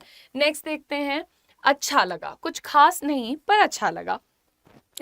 कभी कभी हम लोग फोन करते हैं अपने घर पे कि आपको बताने के लिए एक अच्छी खबर है, कुछ बहुत बड़ा नहीं है बट हाँ एक अच्छी खबर है। तो अंग्रेजी में कैसे बोलेंगे? It felt nice, it is nice, nothing big but nice, अच्छी चीज है, कुछ एक्स्ट्रॉर्डिनरी नहीं है बट अच्छी चीज है, एक खुशखबरी है। तो कैसे बताइएगा? कुछ इस तरह से बताइएगा। नेक्स्ट देखते हैं, दिल को सुकून मिला, शांति मिली, कुछ ठंडक पड़ी कलेजे को, तो हम कहते हैं इट वार्म्ड माई हार्ट। जैसे मेरे भतीजे हैं, जब मैं उनसे बात कर लेती हूँ या उनके साथ थोड़ा टाइम बिता लेती हूँ, उनको मिलती हूँ, तो क्या होता है, दिल को सुकून पड़ता है। तो हम कहते हैं he warmed my heart और meeting him warmed my heart। इस तरीके से हम लोग कह सकते हैं जब हम ये कहना चाहते हैं यार this trip warmed my heart, यानी ये जो ट्रिप हमने, छोटी ट्रिप, घर से कहीं 15 किलोमीटर दूर चले गए, किसी रिजॉर्ट में रुक गए, या फिर कुछ नहीं तो घर से गांव चले गए, गांव में थोड़ा टाइम बिता लिया, तो अंदर से शांति महसूस करते हैं। वहां पर हम यूज करते हैं अपना sentence it warmed my heart. आप लोग साथ में बोलिए और देखिए कहां पर आप यूज करेंगे। अभी तक आपने देखा कि छोटी खुशियां, बेहतर फील करना, खुश मिजाज फील करना, तो आप अंग्रेजी में उसको कैसे बताते हैं। लेकिन अब अगर थोड़ा मीडियम लेवल हैप्पीनेस पे चलते हैं, या अगर आपकी हैप्पीनेस की इंटेंसिटी मीडियम लेवल पर है, तो आप कैसे उसे बताएंगे? आज मूड बहुत अच्छा है मेरा। मान लीजिए कि आपका प्री क्लियर हो गया, आपने किसी एग्जाम का प्री एग्जाम दिया था और वो क्लियर हो गया, तो कैसा फील करते हैं हम? अच्छा फील करते हैं यार, बहुत अच्छा नहीं, फाइनल सिलेक्शन जैसा नहीं, बट हाँ प्री लेवल का अच्छा तो फील करते हैं, राइट? तो वहां पर आप क्या कहते हैं? आप कहते हैं I am in high spirits today, I have cleared my pre exams, यानी कि आज जोश ज्यादा है, खुशी ज्यादा है, मोटिवेशन ज्यादा है। तो अंग्रेजी में कैसे कहिएगा? I am in high spirits today, I am going to work harder now, यानी अब और मेहनत करूंगा मैं। I am in high spirits today. बोलिए इन सेंटेंसेस को प्लीज। नेक्स्ट देखते हैं, मैं बहुत खुश हूं, जैसे चांद पर हूं। अगर मान लो तुम्हारा पड़ोसी है, वो तुम्हें रोज टारगेट करता है, अरे ये नाकारा है, ये कुछ नहीं करेगा, ये दिन भर भटकता है, तुम मेरे लड़के के साथ मत बैठा करो, तुम उसको बिगाड़ दोगे। और फिर भैया जो तुम्हारा सिलेक्शन का रिजल्ट है वो उन्हीं को सबसे पहले पता चल जाए जब, तो कैसा लगता है? एकदम लगता है कि आहा, आज तो हमने किला फतेह कर लिया है, बिल्कुल, है ना? तो बस उसी वाली फीलिंग को कहते हैं कि I am over the moon, I am feeling over the moon, I am over the moon. लग रहा है कि क्या नहीं जीत लिया हमने। जब हम किसी हेटर का मुंह बंद करा देते हैं तो वो वाली जो फीलिंग होती है ना, वो ऐसी होती है, फीलिंग ओवर द मून। वैसे भी आप जवाब कभी अपनी जबान से मत दीजिए, हमेशा अपने कर्मों से, एक्शन से जवाब दीजिए आप लोग, ठीक है? नेक्स्ट देखते हैं, दिल खुशी से झूम रहा है। अगेन प्री लेवल के हैप्पीनेस की ही बात करें हम, प्री एग्जाम क्लियर होता है जब, तो क्या होता है, एक बार तो बड़ी ठंडक पड़ती है कि थैंक गॉड पहला वाला स्टेप तो हमने क्लियर कर लिया, हम मेंस में मचा देंगे। तो जब कहते हैं कि दिल खुशी से झूम रहा है, my heart is dancing with Joy, my heart is dancing with Joy today.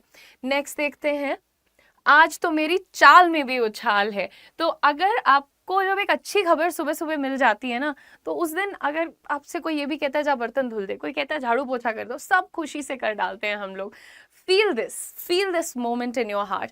और पता है, जब तुम प्री की पढ़ाई कर रहे होते हो ना, उस टाइम पे भी एक थॉट रखा करो कि जिस दिन रिजल्ट आएगा उस दिन मैं कैसे उछल कूद के सबको बताऊंगी कि मेरा प्री क्लियर हो गया, मेरा प्री क्लियर हो गया। पहले वो टारगेट करो, वो हैप्पीनेस, वो मोमेंट कि तुम 30 दिन 40 दिन बाद कैसे बिहेव करोगे, क्लियर करने के बाद तुम्हारा क्या एक्शन होगा, क्या रिस्पॉन्स होगा, क्या रिएक्शन होगा, एटसेट्रा। और उसी को इनैक्ट करते चलो, और तुम देखना मेहनत के साथ ये जो पॉजिटिव थिंकिंग होती है ना, ये भी आपको वहां तक पहुंचने में बहुत हेल्प करती है। तो जब हम ये कहते हैं ना कि यार आज एक अलग ही जोश है मेरे अंदर, आज मेरी चाल में उछाल है, तो उसके लिए बड़ा प्यारा सा एक फ्रेज होता है, to have a spring in my step. Okay, I got a spring in my step today, ठीक है? अंग्रेजी में कैसे कहा? I got a spring in my step. तुम्हें कोई तुम्हारा दोस्त बड़ा खुश लगे कि ऐसे उछलता कूदता सा आया तुम्हारे पास, सुन सुन भाई मेरे पास बड़ी तगड़ी खबर है, तो तुम उसको बोल सकते हो, my god you got a spring in your step, what's the news. तो इस तरह से आप अपनी बात को सामने वाले के सामने रखें। नेक्स्ट देखते हैं, आज सुबह एक्सक्यूज मी, आज सब कुछ बिल्कुल सही लग रहा है यार। Touch wood for these days, but कभी कभी आप सो के उठते हो और आपको लगता है यार सब सही है यार, everything is taken care of. मैं कुछ नहीं कर रही हूँ, कोई कुछ नहीं कर रहा है, बट एक कोई है पावरफुल एंटिटी जो मेरा ख्याल रख रही है, फिजिकली, मेंटली, फाइनेंशियली, सोशली, मुझे मेरा हाथ पकड़ के आगे बढ़ा रही है। तो ऐसी एंटिटी में जो विश्वास होता है ना, वो कभी कभी सुबह 5 बजे फील होता है, कभी रात को 12 बजे फील होता है, जब आप बिल्कुल शांत मन से, शांत चित्त से बैठे होते हैं, और तब आप उसको अंदर तक महसूस कर पाते हैं कि यार सब अच्छा तो है, मैं बेवजह रोया करती हूँ। तो ये जो मोमेंट्स होते हैं, उनमें हम कहते हैं यार सब कुछ बिल्कुल सही लग रहा है, thank God this is happening. अंग्रेजी में हम कहते हैं everything just feels right today, सब कुछ ठीक लग रहा है। अगर कुछ गलत भी हो रहा है ना, तो लग रहा है कि हाँ सही के लिए हो रहा है। You know, when you believe in that powerful being, देखो सब लोग, आज का जो जमाना चल रहा है 2024 से 25 में जो चल रहा है, हर इंसान अपने आप को बहुत बड़ा भक्त दिखा रहा है, हर कोई भी धर्म हो, पर सब दिखा रहे हैं कि मैं तो बहुत ही डिवाउट एक बीइंग हूँ, बहुत स्पिरिचुअल हूँ, बहुत रिलीजियस हूँ। लेकिन क्या आप वाकई हैं? अगर आप विश्वास नहीं करते हैं तो जरा सा कुछ ऊंच नीच हो जाती है और हम सब अपना सर माथा फोड़ लेते हैं कि हे भगवान मेरे साथ ही क्यों बुरा करते हैं आप तो ये हैं, आप तो वो हैं, उनको कोसने लगते हैं।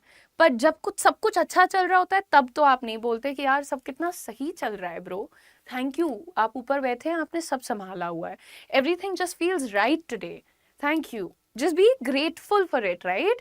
आप विश्वास कीजिए, जिस दिन आप अपने सोचने के तरीके को ऐसा बना लेंगे ना, पॉजिटिव बना लेंगे, आप अच्छा ही सोच कर चलेंगे, हमेशा ये नहीं सोचेंगे नहीं हुआ तो, खराब हो गया तो, मेरा कंप्यूटर अटक गया तो, मेरा एडमिट कार्ड नहीं आया तो फिर भैया वहीं रहेंगे, है ना। Law of attraction and law of manifestation, think positive and you can feel the positive changes in yourself. Absolutely correct Jiya, very very beautifully written.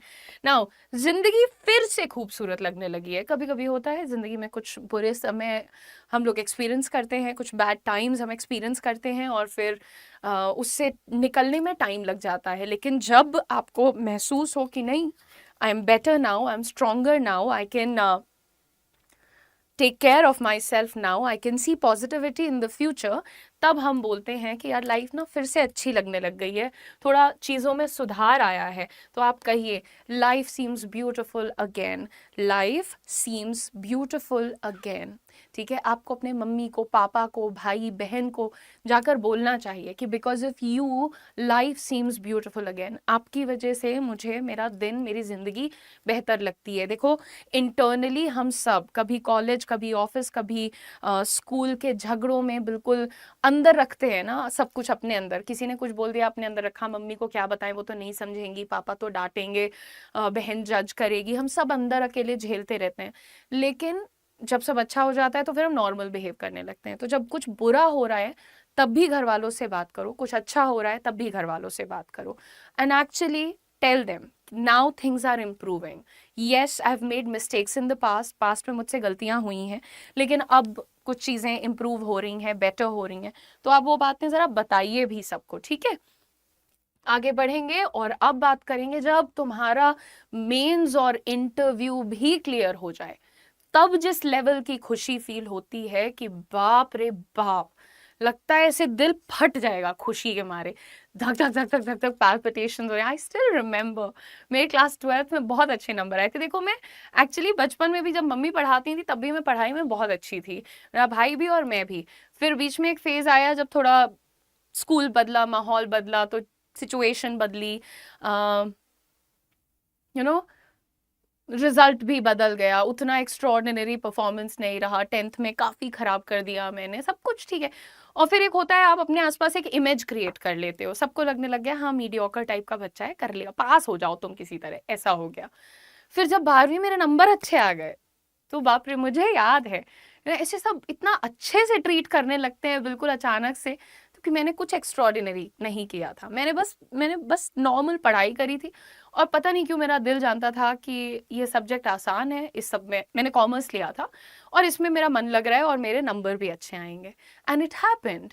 And then I experienced extreme happiness, not just then, a lot of other times also, but that's one example. मैं बहुत ज्यादा खुश हूँ, simple sentence है, लेकिन हम कहते हैं ना कि यार मैं बहुत ज्यादा खुश हूँ, ठीक है? Okay, 1 second.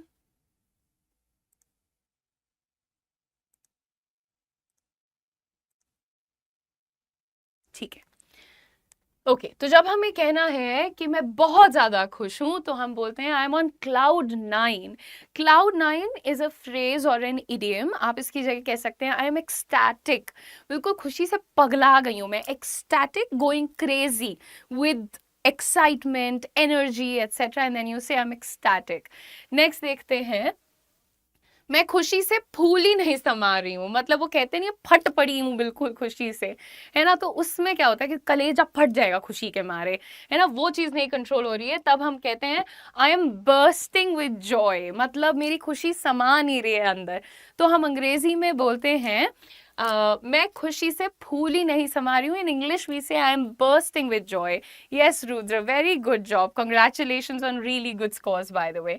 नेक्स्ट, अगर चाहूं भी तो मुस्कुराना नहीं रोक सकती या सकता, यानी मैं कंट्रोल कर रही हूं बट मेरी स्माइल ही नहीं रुक रही है। टच वुड, आई होप हम सब की लाइफ में ऐसी वाली खुशियां आती रहें।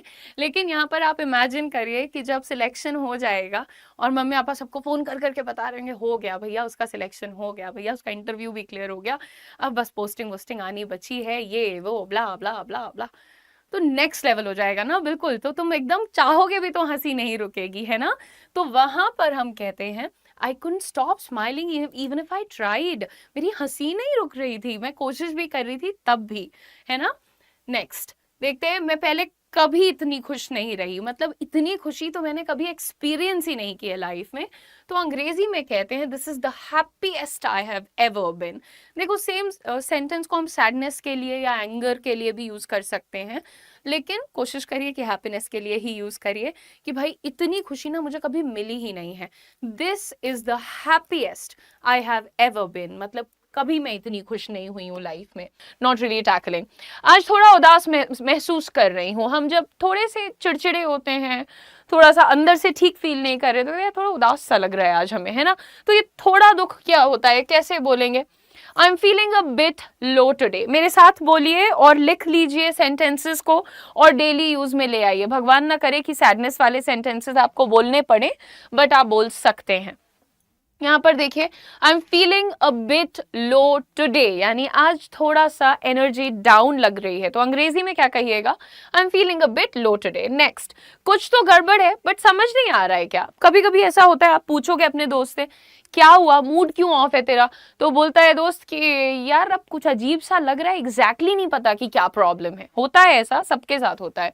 अंग्रेजी में कहते हैं something's off but I can't put my finger on it, यानी कि कुछ गड़बड़ है, कुछ मुझे बुरा लगा है, मुझे कुछ गुस्सा आ रहा है, कुछ दुख फील हो रहा है, बट एग्जैक्ट रीजन क्या है, क्यों ऐसा फील कर रही हूँ, ये नहीं पता मुझे। So something is of but I can't put my finger on it. Next देखते हैं, थोड़ी मायूसी छाई है। अब कहीं पर हम किसी के घर गए, किसी लोकेशन पर गए और हमें ऐसा लगा कि डलनेस सी है यहाँ पे बहुत, कुछ कभी कोई हादसा हो गया है, कभी कुछ इवेंट हुआ है जिसकी वजह से लोग हमें दुखी दिख रहे हैं, तो हम कहते हैं यार थोड़ा ना माहौल डल सा है, मायूसी सी है इस जगह पर, एनर्जी बहुत लो है यहाँ की। तो अंग्रेजी में हम कहते हैं कि this place has got the blues. अगर आप किसी लोकेशन को कह रहे हो कि बड़ी मनहूसियत सी है यहाँ, मायूसी सी है, तो हम कहते हैं this place has got the blues. और अगर किसी इंसान को ये कहना है कि पता नहीं क्यों मेरे को ऐसा लो सा फील हो रहा है, सी मायूसी सी फील हो रही है, एनर्जी नहीं महसूस हो रही, तो हम खुद के बारे में कह सकते हैं I've got the blues, I have got the blues, so I've got the blues। Next देखते हैं, आज दिल नहीं लग रहा किसी चीज में। कभी कभी होता है भाई, ऑफिस पहुंचो पर कुछ भी कर लो मन ही नहीं लग रहा होता है उस चीज में ना, तो आज दिल नहीं लग रहा है किसी चीज में। हाउ डू वी से this in English? My heart isn't really in it today, my heart isn't really in it today, यानी आज कोई काम करने में मन नहीं लग रहा है। आप लोग साथ में दोहराते रहिए, लिखते रहिए, कमेंट में जो सबसे बढ़िया लग रहा है वो कमेंट भी कर दीजिए। अच्छा, कभी कभी ऐसा होता है, जैसे वसुंधरा का एग्जाम्पल लेते हैं, she is generally a very chirpy person, a very happy person, बढ़िया अपना सबसे हंसी खुशी से बात करती है, फालतू स्ट्रेस नहीं लेती है ना। लेकिन कभी कभी होता है उसका भी मूड ऑफ हो जाता है, तो उस दिन वो नहीं ज्यादा बात करती लोगों से, ज्यादा एक्टिव नहीं रहती है। तो उस दिन जब कोई उससे पूछेगा ना क्या हुआ आज, तो बड़ी अलग सी लग रही, तो बोलेगी हाँ जैसी मैं यूजुअली रहती हूँ ना, आज मुझे वैसा फील ही नहीं हो रहा है, कुछ अलग है, समथिंग इज डिफरेंट। तो अंग्रेजी में इसको कहते हैं I am just not my usual self, बस जैसे मैं रोज जिस मूड में रहती हूँ आज उसमें नहीं हूँ। तो वहां पर हम कह सकते हैं I am just not my usual self. सभी लोगों से निवेदन है कि सेशन को शेयर और लाइक जरूर कर दीजिएगा। मूविंग ऑन एवरीवन, देखते हैं नेक्स्ट वन। आज का दिन ही अजीब सा है। जब मैं और मेरी फ्रेंड बैठते हैं ना, जब हम एकदम आलस से घिरे होते हैं, हमें कुछ करने का मन नहीं होता है, तो हम अपने को ब्लेम नहीं करते, हाँ दिन को ब्लेम करते हैं। कुछ दिन ही अजीब सा है, एक तो इतनी गर्मी है, एक तो इतनी ठंडी है, ऊपर से इतनी बारिश है, हर चीज को ब्लेम कर देंगे, खुद को ब्लेम नहीं करेंगे। सो ये जो होता है ना कि एक तो दिन ही अजीब सा है, उसको अंग्रेजी में कैसे बोलते हैं? उसे कहते हैं it's one of those days, कि भाई दिन ही अजीब है, टेम्परेचर इतना ज़्यादा है और पता नहीं क्या आज अजीब ही चीज़ें हो रही हैं, कुछ ग्रह नक्षत्र में प्रॉब्लम है। तो ऐसी बातें, बेतुकी बातें जब आपको करनी हो, सारी दुनिया को ब्लेम करना हो, तो आप कह सकते हो it's one of those days, it's one of those days है, वैसा सा दिन है आज थोड़ा। नेक्स्ट देखते हैं, भावनात्मक रूप से थोड़ा टूटा हुआ महसूस कर रहा हूँ। अब ये बहुत बॉलीवुड लैंग्वेज है, ऐसे हम बात नहीं करते हैं, लेकिन हम कहते हैं यार इमोशनली बहुत वीक फील कर रही हूँ, है ना, मतलब बहुत सारी इमोशंस को एक साथ एक्सपीरियंस करना, या थोड़ा इमोशंस का आउट ऑफ कंट्रोल होके फील होना, एटसेट्रा। देखेंगे यहाँ पर, I feel under the weather emotionally. अब अंडर द वेदर का मतलब होता है ठीक ना होना, सही ना होना। सो when you say I feel under the weather emotionally, यानी भावनात्मक रूप से, I feel under the weather physically, यानी शारीरिक रूप से, I feel under the weather mentally, यानी मानसिक रूप से। तो इन तरीकों से मैं थोड़ा सा अच्छा फील नहीं कर रही हूँ, कर रहा हूँ। मूविंग ऑन एवरीवन, जब भी सोचता हूँ दिल बैठ जाता है ना, दिस इज थोड़ा सा, अभी आपने देखा पिछली स्लाइड में कि थोड़े थोड़े छोटा छोटा दुख है तो कैसे बात करनी है, लेकिन अगर आपको इससे थोड़ा सा ज्यादा इंटेंस दुख है, मतलब ज्यादा मीडियम लेवल का दुख जब हो जाता है, तो कैसे बात करनी है? जब भी सोचता हूं दिल बैठ जाता है, कोई भी नेगेटिव चीज आपके दिमाग में आती है, तो क्या होता है, एनर्जी अपने आप धीमे हो जाती है, कम हो जाती है। तो अंग्रेजी में यहां पर हम कहते हैं माई हार्ट सिंक्स। दिल बैठना की अंग्रेजी होती है my heart sinks every time I think about it. मेरा तो दिल ही बैठ गया, माई हार्ट जस्ट सैंक, सैंक बैठ गया, वही अचानक से एनर्जी का डाउन हो जाना, सांसें रुक जाना, बिल्कुल दुखी हो जाना, किसी चीज का सदमा लग जाना, तो वहां पर हम हार्ट सिंकिंग की का इस्तेमाल करते हैं। मैं काफी उदास हूं ना, when you directly want to declare, you want to be very assertive about it, I am very sad, तो आप इसकी जगह पर बोल सकते हैं I am down in the dumps. जब आप, मतलब मम्मी पापा भैया बेस्ट फ्रेंड कोई तो होता है ना जिसको फोन करके आप बोलते हो, सिस्टर, आप फोन करके बोलते हो कि यार एकदम गंदा फील हो रहा है, I am just feeling really bad, कुछ भी अच्छा नहीं लग रहा है, कोई उम्मीद नहीं नजर आ रही है। तो जब इस तरीके की एक भावना होती है अंदर, तब हम कहते हैं I am down in the dumps, help me, let's go out for a drive, let's eat something, let's go home, let's just relax for a while. जब भी ऐसा फील हो, रिलैक्स करो, अच्छी नींद लो, अच्छा खाना खाओ, थोड़ा घूमो टहलो, अच्छा फील करोगे। गिव अप मत करो। देखो, एक दिन दुखी होते हो तो कितना अजीब लगता है, 2 दिन दुखी होते हो अजीब लगता है। मैं कहती हूँ जब आप दुखी हो ना, अपने आप को जोर जबरदस्ती से खुश करने की कोशिश करो। धूप में जाओ थोड़ी देर के लिए, सुबह की धूप, अभी बाहर जाओगे तो फिर भुन जाओगे, तो धूप में जाओ, कुछ अच्छा मीठा खाओ, थोड़ा ठंडा पियो, थोड़ा एसी में बैठो, रिलैक्स करो, टीवी चलाकर देखो, मम्मी से बात करो, किताब पढ़ो, मम्मी से बात नहीं करनी, भाई बहन दोस्त मित्र से बात करो। बट अगर तुम्हें पता है कि किसी एक इंसान के कारणवश तुम दुखी हो, जैसे मैं आजकल की दुनिया में देखती हूँ, हर दूसरे दिन मुझे पता चलता है कि भैया किसी लड़के की वजह से कोई लड़की दुखी है, किसी लड़की की वजह से कोई लड़का दुखी है। जो तुम्हें दुखी कर रहा है उसका तुम्हें जीवन में रहने का कोई मतलब नहीं है, अनटिल एंड अनलेस कि वो ब्लड रिलेटिव है। समझ रहे हो? भाई बहन तुम्हें दुखी कर दे, फिर भी वो तुम्हारे जीवन का हिस्सा रहना चाहिए। पर ये जो तुम खुद चुन के लाते हो, फिर ये तुम्हारी जिंदगी के कलह बनते हैं, इनको तुरंत ऐसे उठा के और ऐसे ऐसे मार के बाहर कर दो। सीरियसली टेलिंग यू, मत किया करो अपने को टॉर्चर। तो जब भी हम याद करते हैं कोई चीज को, फिर आंख में आंसू आ जाता है कि जब मेरी गर्लफ्रेंड थी तो मैं कितना खुश था। शराब। Tears well up in my eyes, कहते नहीं आंखों में आंसू भर आना। जैसे जब मम्मी पापा डांट रहे होते हैं तो धीरे धीरे धीरे धीरे आंखों में आंसू ऐसे ऊपर तक आ जाते हैं, राइट।